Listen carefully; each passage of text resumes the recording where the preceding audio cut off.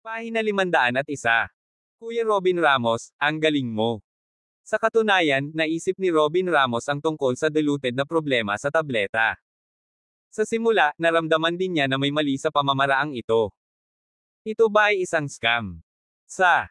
Gayunpaman, noong nakaraan, nagtanong siya sa ilang mga negosyante ng mga katulad na katanungan. Biglang napagtanto ni Robin Ramos na ito ay isang normal na pangyayari. Bagamat ang panggamot na tabletang ito ay natunaw sa iba pang mga produkto, maaaring hindi na kasing ganda ng dati ang panggamot na epekto nito. Ngunit makakatulong din ito sa maraming tao na nangangailangan nito upang mabili ito ng mura. Kung talagang hahayaan niya si Robin Ramos na mag-mass-produce ng mga tabletang ito, kakayanin niya itong mag-isa. Totoong hindi siya makakakuha ng napakaraming gamot kahit napagod na siya. Gayunpaman, sa madaling salita, ang tableta na pinino ni Robin Ramos ay hindi umiiral sa mundong ito. Bukod dito, pagkatapos bumili ng mga halamang gamot, kailangan nilang magdagdag sa halaga ng sisidlan ng gamot. Mukhang napakamura. Ngunit paano kung ang White Tower ay mayroon pa ring Robin Ramos? Kung gayon ang halaga ng panggamot na tabletang ito ay hindi nasusukat. Napatingin si Robin Ramos kay Leila Taylor at Ian Rivera sa harap niya na may halong excitement na may halong kawalan ng magawa. Kaya naman, direktang sinabi ni Robin Ramos, "Mr. Rivera, Leila, this pill is worth every penny. Katulad ng mga gamit sa labas, may mga mamahalin at mura. Dahil bihira ang mga halamang gamot, pati na rin ang gastos, oras, at lakas ng tao sa paggawa nito, kailangan nilang isaalang-alang. Ang mga bihirang bagay ay nangangailangan ng mas maraming oras at kahirapan, pati na rin ang pera upang makumplito. Sa makatuwid, ang mga pills na pinino ay pareho. Ang pinakamataas na bidder ay tiyak na makakakuha nito. Gayunpaman, kung ang mga gamot na ito ay natunaw sa mga produkto, maaari mong itakda ang presyo." Napaisip sina Leila Taylor at John Rivera sa sinabi ni Robin Ramos at tumango. Pagkatapos, tumingin si Ian Rivera kay Robin Ramos sa harap niya at ngumiti. Pagkatapos, tumayo siya at naglakad papunta sa gilid ni Robin Ramos para tapikin ang balikat niya. "Cav, you don't have to explain. Mr. Rivera understands. Hanggat hindi mo kailangang gumastos ng masyadong maraming enerhiya, kahit ano ay maayos." Sa sandaling ito, nakayakap na rin si Leila Taylor sa bewang ni Robin Ramos. "Kuya Kevin Clifford, naniniwala kaming lahat sa iyo. Gagawin namin lahat ng sasabihin mo." Tinapik ni Robin Ramos ang ulo ni Leila, saka tumingin kay Lan Rivera at nakangiting tumango.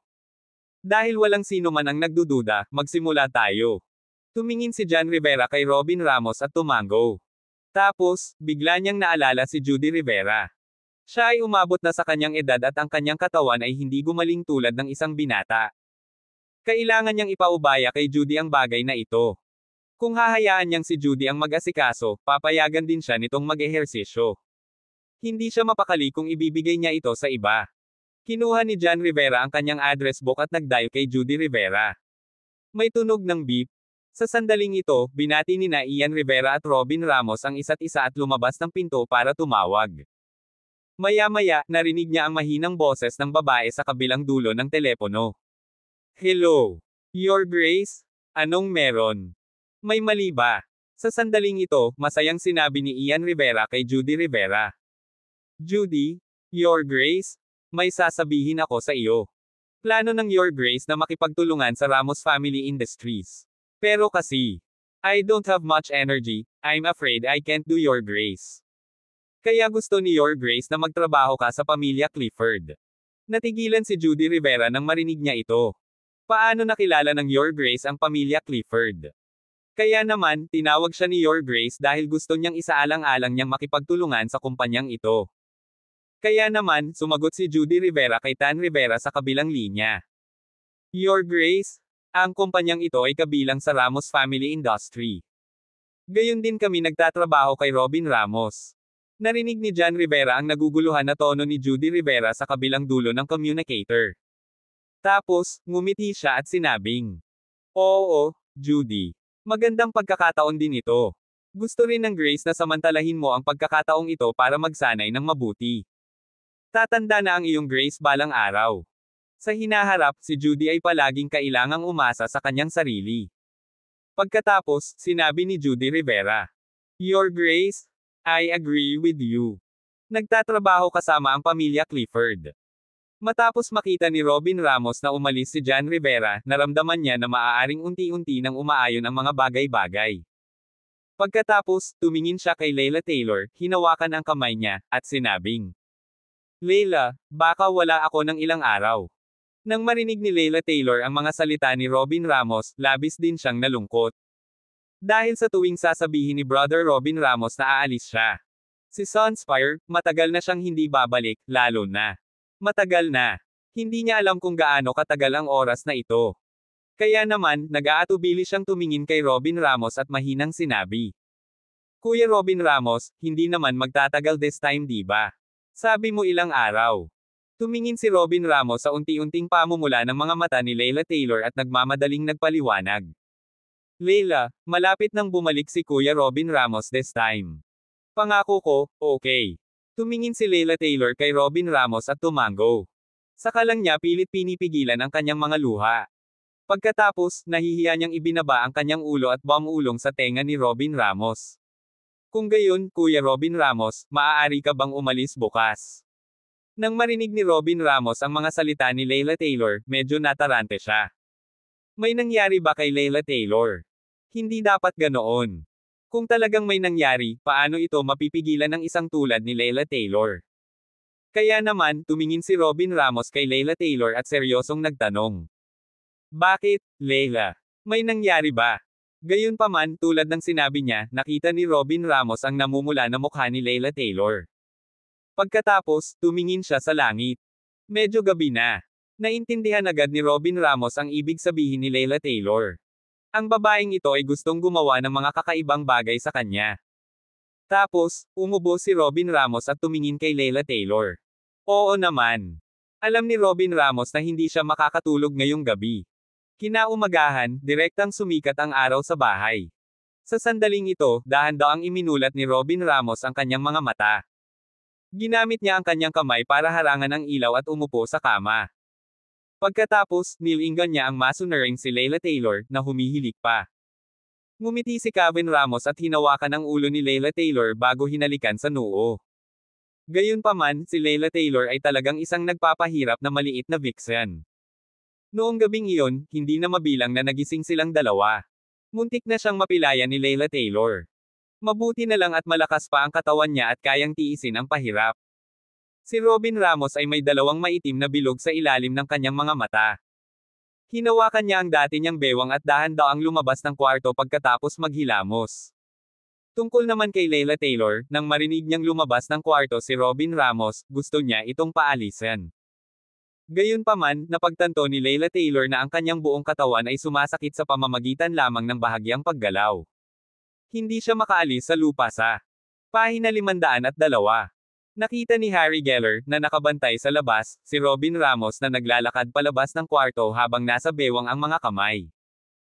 Bilang subordinate ni Robin Ramos, natural na alam niya ang nangyari kay Robin Ramos, kahit hindi naman masama ang soundproofing ng pamilya Clifford. Pero, hindi naman siguro siya may dalang semento sa gabi, di ba? Napatingin si Robin Ramos kay Harry Geller, na nakatayo sa pintuan, at sa mga miyembro ng group Frostpeak Dark Warrior na nakatayo na sa hanay na iyon. Kagabi. Hindi naman siguro sila nakatayo sa labas all this time, right? Gayunpaman, napakahusay ng soundproofing, kaya malamang na hindi nila alam. Walang masama sa pag-alam. Maliit na bagay lang iyon. Sa sandaling ito, unti-unting sinabi ni Robin Ramos. Yung kotse, ready na ba? Tumingin din sa kanya si Harry Geller na may hindi matukoy na ekspresyon. Pagkatapos, direktang nagsumbong siya kay Robin Ramos. Dark Lord, handa na ang sasakyan. Tumayo si Zero sa gilid at hindi nagsalita. Pagkatapos, tinitigil niya si Robin Ramos. Pakiramdam niya ay may mali sa kanyang amo ngayon, ngunit hindi niya mailagay ang kanyang daliri dito. Biglang natauhan si Robin Ramos na nakahawak sa bewang niya sa kanyang ginagawa. Mabilis niyang ibinaba ang kamay, itinuwid ang likod, at humakbang pasulong. Sobrang pagod talaga ni Robin Ramos. Marami siyang pinagdaanan kagabi at hindi masyadong nakatulog. Direktang pumasok sa espasyo ng White Tower si Robin Ramos na kakapasok lang sa kotse.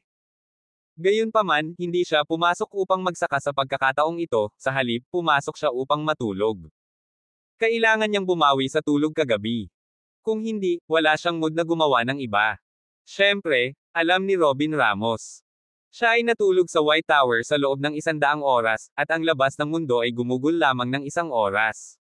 Sa makatuwid, ang pagtulog sa White Tower ay talagang makakatipid ng oras at makatulog ng maayos. Sa sandaling ito, nakapikit pa lang si Robin Ramos sa likod ng sasakyan. Pagkatapos, dahan-dahan niyang iminulat ang kanyang mga mata at tumingin sa labas ng bintana ng sasakyan. Agad niyang napagtanto na ang kanyang paningin ay tila naging mas maliwanag, at ang liwanag sa kanyang paningin ay medyo nakakasilaw. Agad na naging masigla at masigla si Robin Ramos sa backseat. Napatingin si Harry Geller kay Robin Ramos, na nasa likod na hanay. Si Robin Ramos, na unang lumabas ng kwarto, ay inaantok sa bawat hakbang. Para siyang malaglag. Gayunpaman, sa sandaling ito, mukhang napakasigla ni Dark Lord. Parang naging ibang tao agad siya. Harry Geller at Zero, na nasa. Pagtingin kay Robin Ramos sa harapan niya, hindi siya makapaniwala. Tumagilid si Zero at bumulong kay Harry Geller. Alam mo ba kung anong nangyari kay Master? Mukhang pagod na pagod si Master kaninang umaga, pero mas mabuti na siya ngayon. Gayunpaman, sasabihin ko ba o hindi? Ang ganda talaga ng katawan ni Master. Kung ako yun, matagal na akong naparalisa doon. Wala ako sa mood na lumabas kinabukasan para may gawin. Nakakamangha. Sinaman ng tingin ni Harry Geller si Zero at sinabing, huwag mong itanong kung ano ang hindi mo dapat itanong. Kung hindi ka magsasalita, walang mag-iisip na pipi ka. Nang marinig ni Zero ang sinabi ni Harry Geller, mabilis niyang itinikom ang bibig at hindi na muling nagsalita. Nakatingin din si Harry Geller sa bintana ng sasakyan. Hindi na kailangang sinasadya niyang sabihin ito dito. Hindi ba't nasa harapan na niya ang katotohanan?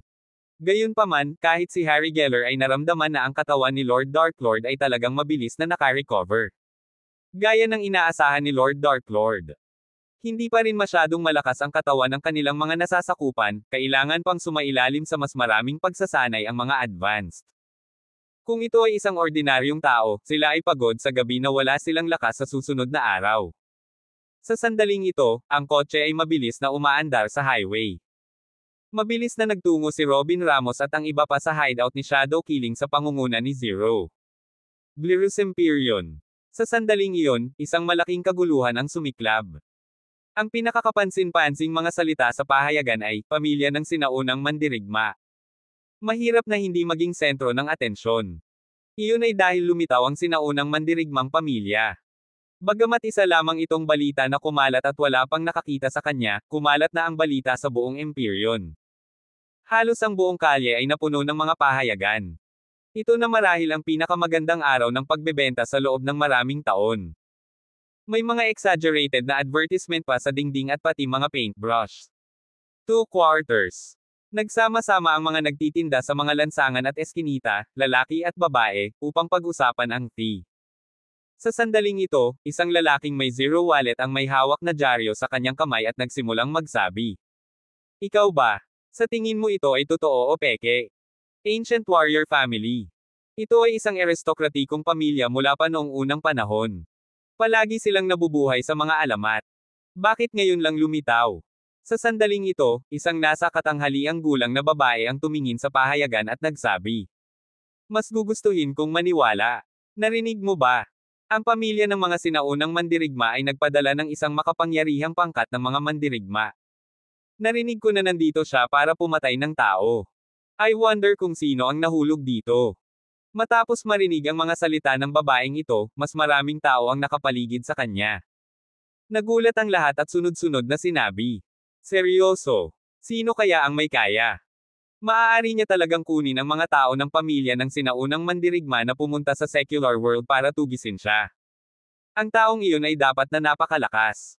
Tutal, walang gaanong tao na makapagpapagalit sa 42,322. Sa sandaling ito, narinig ng isang binata ang usapan sa hindi kalayuan. Pagkatapos, yumuko siya at sinabing, tama yan. Ang secular na mundo ay palaging gumuhit ng malinaw na linya sa kanila. Baka may lumabag sa panuntunang ito. O baka naman may tumakbo mula sa sinaunang martial arts world at hinabol siya. Pagkatapos ay lumabas ka at patayin ang mga taong ito. Sa pagkakataong ito, may dumaan na binata at napatingin sa kaharap niya. You guys only know how to make such useless guesses. When the time comes, there will be a way out. Plans will never catch up to changes. Kung talagang lumahok ang sinaunang pamilyang mandirigma sa usapin ng sekular na mundo, maaaring magulo ang mundo. Sa panahong iyon, sumasang-ayon man tayo o hindi, sino ang gagawa ng desisyon? Sa sandaling ito, parami ng parami ang mga taong nagkukumpulan upang makinig sa kwento dahil ang lahat ay nag-iisip tungkol sa hitsura ng sinaunang mandirigma na pamilya. Brook Spring, John Rivera, sa tindahan ng gamot. Sa sandaling ito, dumating si Judy Rivera sa tindahan ng gamot ni John Rivera. Saktong pagdating niya sa room coffee, may narinig siyang malambot na babae. Boses. Your Grace, sasama na ako. Nagtaas din ng ulo si Leila Taylor. Isang magandang babae ang nasa harapan niya. Iba siya sa kanya. Gayunpaman, nakita rin ni Judy Rivera si Leila Taylor sa sandaling ito. Attraction siguro ito ng mga beauties, di ba? Mabilis na tumayo si John Rivera at nakangiting nagpakilala kay Leila Taylor. Leila, apo ko ito? Judy Rivera. Mabilis na tumayo si Leila Taylor at ngumiti ng masunurin. Hi! Muling ipinakilala ni Lan Rivera sa kanyang apo na si Judy Rivera. Judy, ito si Leila Taylor, ang fiancé ni Robin Ramos. Kilalanin ang isa't isa. Magtrabaho na tayo. Magtatagal bago iset up ang kumpanya. Matapos maging pamilyar sina Leila Taylor at Judy Rivera sa isa't isa, mabilis silang bumalik sa trabaho. Pahina 503. Sa sandaling ito, medyo bagong bagay si Judy Rivera, nakakasali lang sa mga bagay na nasa harapan niya. Bukod dito, hindi niya kailanman naisip na magsimula ng isang kumpanya. Napatingin si Judy Rivera kay Leila Taylor at Your Grace na busy doon. Hindi niya alam kung saan magsisimula. Sa sandaling ito, napagtanto ni Lan Rivera na ang kanyang apo ay tila hindi nakakapag-integrate ng maayos, kaya ngumiti siya at sinabing, Judy, huwag kang magmadali. Mabilis si Leila dahil sa experience niya. She has always take over the Ramos family's industry. Natural, she's very strong. Your Grace only asked you to learn from Leila. Hindi niya sinasadya na hayaan kang matuto agad. Sa sandaling ito, si Leila Taylor, na abala sa gilid, ay naramdaman din ang sakit sa kanyang oras. Pagkatapos, sinabi niya, tama si Mr. Rivera, matagal ko na itong ginagawa, kaya natural na mas mabilis ako. Naniniwala ako sa iyo. Hindi magtatagal bago mo madaling harapin ang lahat ng uri ng problema. Nang marinig ni Judy Rivera ang nakapagpapatibay na mga salita ni Leila Taylor, nakaramdam siya ng mainit na agos sa kanyang puso. Kaya naman, tumingin siya kay Leila Taylor at ngumiti. Oo, pangako, hindi kita pipigilan. Hahaha. Kaya lang, nagpatuloy si Leila Taylor sa pakikipagtulungan kay Tan Rivera sa modelo ng kumpanya at sa pagpepresyo ng mga halamang gamot. Gayunpaman, habang abala ang lahat, may dalawang figure na nagtatago sa likod ng isang puno hindi kalayuan sa tindahan ng mga halamang gamot. Sila ang mga subordinate ng magkapatid na pamilya Taylor, sina Jackson Taylor at Caleb Taylor. Sinundan na nila si Leila Taylor hanggang sa pumasok sina Leila Taylor at Robin Ramos sa medicinal shop. Pagkatapos, umalis si Robin Ramos, ngunit si Leila Taylor ay hindi lumabas ng magkasama. Sa sandaling ito, kinuha ng isa sa mga subordinate ang listahan ng contact at direktang nag-dial. Sa sandaling ito, isang boses ng lalaki ang nanggaling sa kabilang dulo ng telepono. Nahanap mo na ba siya? Pagkatapos, sinabi ng subordinate sa kanyang listahan ng contact. Nahanap ko na, Master. Si Leila Taylor ay nasa isang tindahan ng gamot. Pagkatapos, sinabi ng lalaki sa kabilang dulo ng telepono sa mahinang boses. Bumalik ka dali. Sina Jackson Taylor at Caleb Taylor ay inaresto dahil nagkasala sila sa isang mabuting tao. Nitong mga nakaraang araw lang sila pinakawalan. Lalong lumalim ang sama ng loob nila kina Leila Taylor at Robin Ramos. Gayunpaman, hindi sila nang ahas na atakihin si Leila Taylor at Robin Ramos ng lantaran dahil si Robin Ramos ay masyadong 1/4. Walang alinlangan na dead end para sa kanila ang pakikipaglaban ng direkta. Gayunpaman, hindi pa rin nila ito kinaya habang nakahiga. Kung hindi nila ito magagawa ng lantaran, gagawin nila ito ng palihim. Ayaw nilang pabayaan sina Leila Taylor at Robin Ramos ng ganoon kadali. Sa sandaling ito, tumingin si Jackson Taylor kay Caleb Taylor na may seryosong ekspresyon. Pagkatapos, sinabi niya sa mahinang boses. Paano yan? Nahanap mo na ba siya? O nadiskubre na tayo? Ito ay dahil narinig lang ni Jackson Taylor si Caleb Taylor na nagsabi sa kanyang nasasakupan sa telepono, bumalik ka kaagad. Hindi niya alam kung ano talaga ang nangyari. Matapos marinig ni Caleb Taylor ang mga salita ni Jackson Taylor, direktang sinabi niya, "It's undetected. Nahanap namin si Layla Taylor. Pero nasa isang medicinal shop. Naisip ko na hindi angkop na makipag-usap sa labas, kaya hiniling ko sa kanya na bumalik at mag-ulat." Katatapos lang magsalita ni Caleb Taylor, may narinig siyang yabag mula sa labas ng pinto. Sa sandaling ito, mabilis na pumasok ang isang itim na anino. Sa isang putok, lumuhad siya sa lupa at sinabi, "Guru." Sa sandaling ito, nakaupo sina Jackson Taylor at Caleb Taylor sa mga upuan at diretsyong nakatingin sa nakaluhod na subordinate sa harap ng sila. "Sabihin mo sa akin, anong ginagawa ng babaeng iyon doon?" Nang marinig ng subordinate na ito ang mga salita ni Jackson Taylor, mabilis siyang sumagot. "Master, mukhang naghahanda si Layla Taylor na magtayo muli ng isang pharmaceutical company." Nang marinig ni na Jackson Taylor at Caleb Taylor ang kanilang mga subordinate na salita, nagkatinginan sila at agad na nagkatinginan. Mausisa. Ha!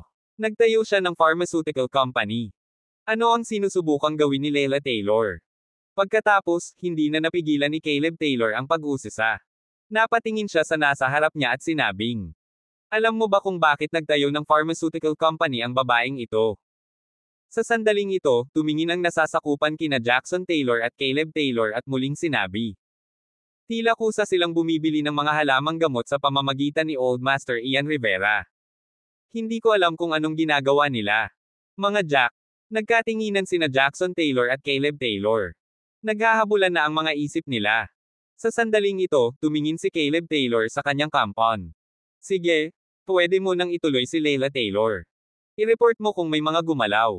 Pagkaalis ng mga subordinate nila Jax, tumingin si Taylor kay Caleb Taylor at sinabing, "Ang Layla Taylor na ito ay gustong magtayo ng isang medicinal herb company at nakipagtulungan pa kay Ian Rivera. Hindi tama. Ano sa tingin mo ang dapat nating gawin para pagtripan si Layla Taylor?" Habang malalim ang iniisip ni Jackson Taylor, direktang sinabi ni Caleb Taylor, "Naaalala mo ba ang Taylor Horizon Group? Ang kumpanya ang naglalagay ng presyon sa mga supplier ng halamang gamot. Basta't mahanap namin ang kumpanyang ito. Kung gayon, hindi ba't madali silang ipagbawal ang pagbibigay ng mga halamang gamot kay Layla Taylor?" Bagamat araw-araw ay bumababa ang Taylor Horizon Group, ang kamelyong ito ay mas malaki pa rin sa kabayo. Mayroon pa itong kaunting ganito. Enerhiya. Nang marinig ni Jackson Taylor ang Taylor Horizon Group na binanggit ni Caleb Taylor, agad na naging malinaw ang kanyang ekspresyon. Tama yan. Bakit hindi niya naisip itong Taylor Horizon Group? Hanggat pinipilit niya ang supplier ng medicinal herb, kahit si Lan Rivera ay hindi makakataka sa kalamidad na ito. Sa oras na iyon, tingnan natin kung paano magtatayo ng kumpanya si Layla Taylor. Tumingin si Jackson Taylor kay Caleb Taylor at ngumiti ng masama. "Bagay ka talaga." Kaya naman, hiniling ng dalawang kapatid sa mga lingkod na gumawa ng mga kaayusan. Sa kabilang panig, Frost Peak, Northgard City, Northgard Imperial Residence. Umupo si King of Northgard sa upuan at tumingin sa Northgard Army. "Kumusta ang mga kapatid na nangolekta ng mga halamang gamot para kay Lord Robin Ramos? Bumalik ka na ba?" Sa mga taong Northgard Army sa ibaba, ang isa sa kanila ay tumingin kay King of Northgard at sinabing, "Babalik tayo sa Northgard City. Dapat ay bumalik siya kaagad." Lumiwanag ang mukha ni King of Northgard. Pagkatapos, sinabi niya sa Northgard Army, "Sige, pagbalik nila, pupunta ako sa Brook Spring kasama mo at ipapadala ko ang mga halamang gamot kay Mistress." Ito ay dahil King of Northgard din ang dahilan kung bakit niya kinilala si Robin Ramos bilang kanyang amo. Sa makatuwid, ang dati niyang matigas na relasyon sa Northgard Army ay lumuwag ng husto. Sa pinakakaunti, ang hari ng Northgard ay makikinig sa anumang sasabihin ng Northgard Army. Alam na alam ng Northgard Army na ang King of Northgard ay nagtatrabaho din para kay Robin Ramos. Sa makatuwid, kung ang King of Northgard ay may kakampi sa kanya, ito rin ay si Robin Ramos. Sa kabilang banda, sa kotse, magalang na wika ni Zero kay Robin Ramos sa backseat. "Master, naghahanda na po kami sa paglabas ng sasakyan. Hindi po makakapasok ang sasakyan sa unahan." Pahina 504. Dumungaw si Robin Ramos sa bintana ng sasakyan at nakitang napapalibutan ito ng mga bundok. Napuno talaga ang lugar na ito. Misteryo. Naunang lumabas ng sasakyan sina Zero at Harry Geller at nagtungo upang imbestigahan ang kanilang paligid. Lumakad pasulong si Harry Geller at nakita niya ang isang primitive na kagubatan sa loob. Pagkatapos, may mga 70 degree na bangin sa magkabilang gilid na matayog. Sa mga ulap. Pagkatapos, lumingon siya kay Zero na nakatayo sa gilid at gulat na sinabi. Sigurado ka bang ito ang lugar? Mukhang liblib na lugar ito. Mayroon pa ring primitive na kagubatan sa unahan. Magkakaroon ba ng mabangis na hayop o ano? Ngumiti din si Zero at sinabing. Actually, sobrang natarante din ako nung sinundan ko sila dito, pero talagang pumasok yung mga yun at hindi na lumabas. Kaya naman huminto ako dito. Gayunpaman, naririnig ko nga ang mga huni ng mga hayop sa loob. Kaya dapat tayong mag-ingat. Matapos suriin ni Harry Geller at Zero ang kanilang paligid, wala silang nakitang kain na hinalang palatandaan. Pagkatapos, tumakbo si Harry Geller papunta sa kotse ni Robin Ramos at sinabing, Dark Lord? Walang kain na hinalang tao sa paligid. Gayunpaman, may isang primitive na kagubatan sa unahan. Natatakot ako na kailangan kong mag-ingat. Narinig ni Robin Ramos ang ulat ni Harry Geller at lumabas ng sasakyan. Tumingin siya sa paligid. Medyo refreshing ang eksenang ito. Pagkatapos, naglakad siya pasulong at nakarating sa kinatatayuan ni Zero. Sa harap niya pala ay ang pasukan sa primitive forest sa ilalim ng lambak. May ulap sa unahan. Malabo niyang nakikita ang landas sa unahan, ngunit medyo masungit din ito. Gayunpaman, hindi ito mukhang isang kalsada. Dahil walang naglagay ng pundasyon para sa kalsadang ito, halos mapuno ito ng mga damo. Ang taas ng damo ay umabot sa hita ng isang lalaki na may taas na 18 metro. Tumingin si Robin Ramos sa unahan at sinabing, Tara na. Pagkatapos, sa pangunguna ni Zero, ang grupo ay tumungo sa daan patungo sa primitive na kagubatan. Tumingin si Robin Ramos sa daanan sa ilalim ng kanyang mga paa. Hindi mahirap makita na maraming bakas ng paa sa masungit na daanan. Mukhang medyo madami ang tao sa loob. Pinangunahan ni Zero ang daan. Dahil siya ang namamahala sa paghahanap ng shadow killing, mas pamilyar siya sa lugar na ito kaysa sa iba pa. Pangalawa, sa lakas ng loob ni Zero, kahit na may mangyari sa unahan, madali niya itong nakayanan. Pagkatapos, ang grupo ay patuloy na sumulong, lumipad sa mayabong na kagubatan at nahihirapang sumulong. Sa sandaling ito, isa sa mga miyembro ng mandirigma ng Frost Peak Dar sa pangunguna ni Harry Geller ang sumigaw. Nang lumingon ang lahat, nawala ang taong iyon. Labis ding naguguluhan si Robin Ramos. Maaari bang magkaroon ng isang ilusyon sa primitive na kagubatan na ito? Nang marinig ni Harry Geller ang tunog, dali-dali siyang tumakbo pabalik at nakakita ng isang butas. Nagkataon namang nasa butas ang sumigaw kanina. Sa sandaling ito, lahat ay nakahinga ng maluwag. Pagkatapos, hinubad nila ang kanilang mga damit at itinali ang mga ito ng paunti-unti, hinaila ang taong ito pataas. Habang si Zero ay lalakad pasulong at isang hakbang pasulong, may pilak na sinulid sa harap ng kanyang bukong-bukong. Pagkatapos, direktang dumikit ito kay Zero. Nang tumaas ang galit ni Zero, narinig niya ang ilang huni mula sa paligid. Mahigit 10 palaso ang bumaril mula sa likod ng puno. Bago pa man siya makapag-react ay umiwas na siya sa gilid. Sa sandaling ito, narinig din ni Robin Ramos at Harry Geller ang boses na ito. Nakita nila ang mga palaso na lumilipad patungo sa kanila ng napakabilis. Pagkatapos, mabilis na umiwas sina Robin Ramos at Harry Geller mula sa magkabilang gilid at ginamit ang kanilang mga paa upang tumalon sa puno sa tabi nila. Kaagad pagkatapos, sumilip siya at umiwas sa palaso. Sa sandaling ito, mayroon pa ring napakaliit na bato na hinaluan ng mga palaso. Robin Ramos, na umiwas na. Ang mga palaso, tumingin sa bato. With a whoosh, inabot ni Robin Ramos at hinawakan ito. Sa totoo lang, medyo nalito sina Harry Geller at Zero. Hindi nila naintindihan kung bakit aabot si Robin Ramos para sunggaban ito gayong naiwasan naman niya ito. Gayunpaman, sa katunayan, ang maliit na bagay na ito ay nagmumukha lamang na isang bato, ngunit hanggat ito ay nabangga, ito ay sasabog sa isang malakas na tunog. Kung ayaw niyang alertuhan ang kaaway, kailangan niyang pigilan ang mga bagay na ito na mangyari. Napatingin si Robin Ramos sa nalilitong Harry Geller at Zero. Pagkatapos, iniabot niya ang bato sa kanyang kamay kay Harry Geller. Pagkakuha ni Harry Geller, nagkatinginan sila ni Zero at hindi na nag-uusap. Tumayo si Robin Ramos sa kinatatayuan at tinitigan ang maulap na primitive na kagubatan sa harapan niya. Wala pang kalahati ang nilalakad nila nang makatagpo sila ng mga bitag at pananambang. Malamang, ang mga taong ito ay lubhang maingat at natatakot na may sumunod sa kanila, kaya inayos na nila ang mga bagay na ito ng maaga. Hanggat pumasok ang mga ordinaryong tao, wala talagang lugar para umalis sila. Hindi nagtagal, dumaan si Robin Ramos at ang iba pa sa ulap at nakarating sa isang bakanteng lugar. Kakaunti lang ang mga puno dito, parang may naglinis. Pagkatapos, naglakad si Harry Geller sa tabi ni Robin Ramos at sinabing, "Dark Lord? Gusto mo bang magpahinga?" Katatapos lang magsalita ni Harry Geller, may umuungal. Sa sandaling ito, tumingin din sina Harry Geller at Zero sa paligid. Nakita nilang gumagalaw ang mga dahon at nanginginig. Pagkatapos, naramdaman ni na Harry Geller at Zero ang panganib. Damo noon. Nang pumasok si Robin Ramos sa primitive forest, naramdaman na niya na ang mga hayop sa loob ay napakalalaki.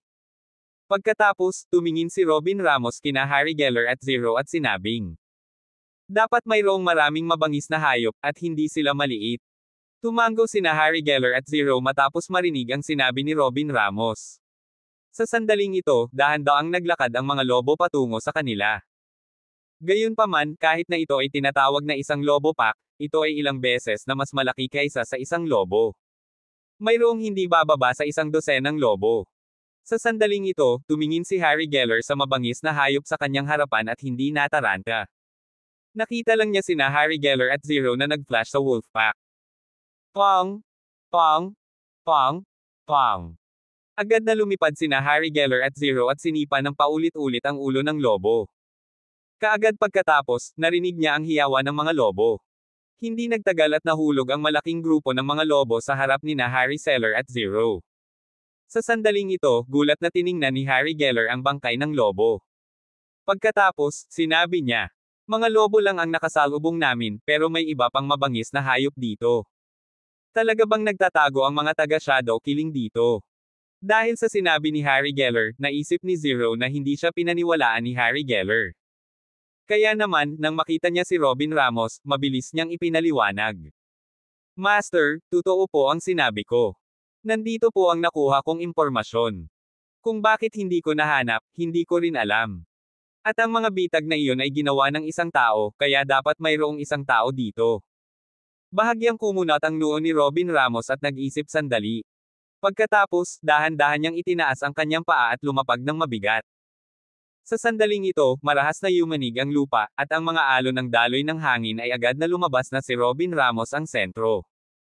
Natulala si Zero on the spot nang makita ang bahagyang paggalaw ni Robin Ramos. Ito ba ay isang bagay na maaaring gawin ng isang tao? Pahina 505. Natulala si Zero on the spot nang makita ang bahagyang paggalaw ni Robin Ramos. Ito ba ay isang bagay na maaaring gawin ng human? Sa sandaling dumampi ang mga paa ni Robin Ramos sa lupa, naramdaman niya ang panginginig ng kagubatan. Umindayog ang mga puno at gumulong ang mga malalaking bato. Para bang ang isang walang kamatayan ay dumaan sa isang kapigatian. Sa sandaling ito, unti-unting ipinikit ni Robin Ramos ang kanyang mga mata, at ang daloy ng hangin ay direktang lumalabas. Nararamdaman niya ang pagdaloy ng hangin sa paligid niya. Napagtanto niya na ang daloy ng hangin ay umaalon sa malayo at direktang bumangga sa bangin sa gilid. Pagkatapos, agad itong naglaho. Tumingin sa harapan si Robin Ramos at bahagyang kumunat ang noo. Pagkatapos, napagtanto niya na mayroong isang punto ng daloy ng hangin na talagang nag-drill in. Sa sandaling ito, ngumiti si Robin Ramos at binuksan ang kanyang mga mata. Sundin ang "Ako." Sa sandaling ito, si Zero, Harry Geller, at 41,364 Dark Warrior sa likod niya ay sobrang nalilito din. Kaya naman, lumakad si Zero sa tabi ni Harry Geller at mahinang nagtanong, "Alam mo ba kung ano ang tinatawanan ni Master?" Matapos marinig ni Harry Geller ang mga salita ni Zero, tumingin siya kay Robin Ramos at umiling. "Hindi ko alam. Huwag ka nang mamili. Gawin mo lang trabaho mo." Nang marinig ni Zero ang mga sinabi ni Harry Geller ay agad niyang itinikom ang bibig. Actually, hindi nila alam kung bakit tumatawa si Robin Ramos. Ito ay dahil maliban sa pag-alam na napakalakas ni Robin Ramos, wala silang natuklasang kakaiba. Kaya naman, nakasunod lang siya sa likod ni Robin Ramos na tulala. Hanggang sa dumating si Robin Ramos sa isang bangin na mukhang normal at nakatayo doon ng matagal. Gayunpaman, ang lahat ay mas nalilito ngayon. Ilang hakbang din pasulong si Harry Geller at tumingin sa ibaba. Hindi niya alam kung ano ang tinitingnan ni Robin Ramos. Baka may napansin si Dark Lord na abnormal sa bangin na ito. Hindi, kung mayroon mang mga abnormalidad, bakit pa sila dadalhin ni Dark Lord? Gayunpaman, tumingin siya sa ibaba mula sa bangin, wala siyang nakitang kaoy na hinala. Habang nalilito si Harry Geller, lumapit si Zero at tumabi kay Harry Geller. Tumingin siya sa ibaba at sinabing, "May problema ba dito sa bangin?" Hindi rin kumibo si Harry Geller dahil hindi niya alam kung ano ang sasabihin. Sa nakaraan, mahuhulaan ni Harry Geller kung wetgi. Hindi niya lubos na naiintindihan. Sa sandaling ito, narinig talaga ni Robin Ramos ang mga pagdududa ni Zero. Nang hindi siya nagsalita, diretso siyang umatake. Iniunat ni Robin Ramos ang kanyang kaliwang palad at ginamit ang kanyang ultimate move. Sa sandaling ito, isang napakataas na bangin sa kanilang harapan ang sumabog ng malakas. Sa kabilang bangin, lumipad ang mga bato sa kung saan-saan na parang mga paputok sa langit. Walang limitasyong mundo. Nakakabingi ang biglang malakas na kalabog. Maging ang mga puno sa paligid ay agad na nabunat at pinalipad. Maging ang mga mabangis na hayop na nakikita ng mata ay umungal at tumakas sa lahat ng direksyon upang iligtas ang kanilang buhay. Gayunpaman, si Zero at Harry Geller, na nakatayo sa gilid, ay nagulat nang marinig nila ang malakas na putok. Tapos, na-stalk siya sa nakakalokang eksenang ito sa harapan niya. Hindi maiwasang manginig ang katawan niya, parang may lalabas na goosebumps. Matagal nang sinundan ni Harry Geller si Robin Ramos, ngunit hindi pa niya nakita ang Dark Lord na nagsagawa ng ganoong nakakagulat na operasyon tulad ngayon. Bukod dito, tila iba ito sa mga galaw na sinubukan noon ni Dark Lord. Hindi kaya nilinang ni Dark Lord ang ilang iba pang martial arts kamakailan. Gayunpaman, pagkatapos na tumira ang alikabok, lumitaw ang isang madilim na daanan sa likod ng bangin. Umihip ang hangin. Halatang nabuksan ang daanan. Sa sandaling ito, naglakad pasulong sina Harry Geller at Zero. Agad na tumindig ang kanilang mga balahibo dahil sa hangin sa daanan. Gulat na napatingin silang dalawa sa kailaliman ng lagusan sa harapan nila. Si Harry Geller ang pinaka-nagulat. Originally, hindi niya alam kung para saan ang ginawa ni Dark Lord. Naisip niya na bagong galaw lang ang gusto niyang subukan. Gayunpaman, ang hakbang na ginamit ng Dark Lord ngayon ay napakahusay. Gayunpaman, hindi inaasahan ni Harry Geller na malalaman ni Dark Lord na may daanan sa likod ng bangin. Gaya ng inaasahan ng Dark Lord. Sa sandaling ito, tuluyang nakabawi si Zero mula sa kanyang pagkabigla. Tiyak na alam niya na ang kanyang amo ay napakalakas, ngunit hindi niya inaasahan na ang kanyang amo ay napakalakas. Alam talaga ng kanyang amo na may daanan sa likod ng bangin na ito. Kailangang malaman ng isa na hindi madaling hanapin ang labasan ng mapahamak na lugar na ito. Maraming tao ang namatay sa trahedya. Talagang sulit na kilalanin ang master na ito.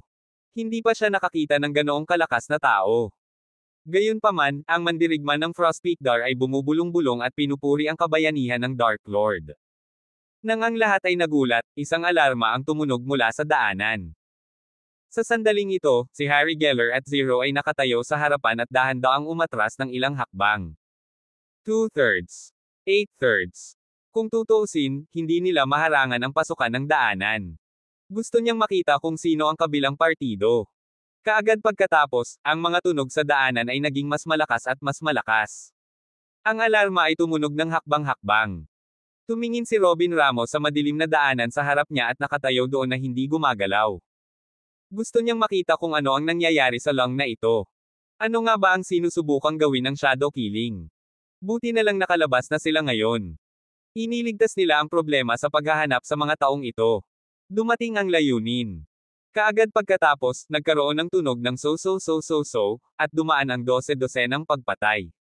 Sa sandaling ito, nakatingin sa unahan sina Harry Geller at Zero na may seryosong ekspresyon. Nararamdaman nila na ang bilis ng layunin ng pagpatay na ito ay napakabilis. Bagamat wala siyang nakitang tao, hindi madaya ang boses na nagmumula sa madilim na daanan. Ito ay isang malakas na aura mula sa isang assassin. Nagtago sila sa kadiliman, hindi inilalantad ang kanilang mga mukha, ngunit ang kanilang layunin sa pagpatay ay nagparamdam sa iba ng malamig, pati na rin ang nakakatakot.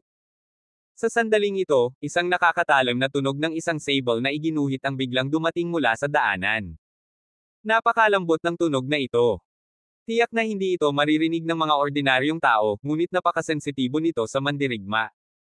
Lalo na sa harap ni Robin Ramos, ang mga taong ito ay hindi na kailangang magpakita ng kanilang sarili.